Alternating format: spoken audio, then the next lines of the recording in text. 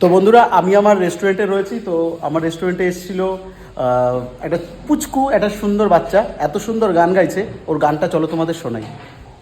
একটু গান করো বাবা। আমার বন্ধু চিকন আসিয়া দেখো আসিয়া আমি কেমন আছি ঘরের ঘরে তো বাড়ি পাশ সরিয়া দেখো আসিয়া।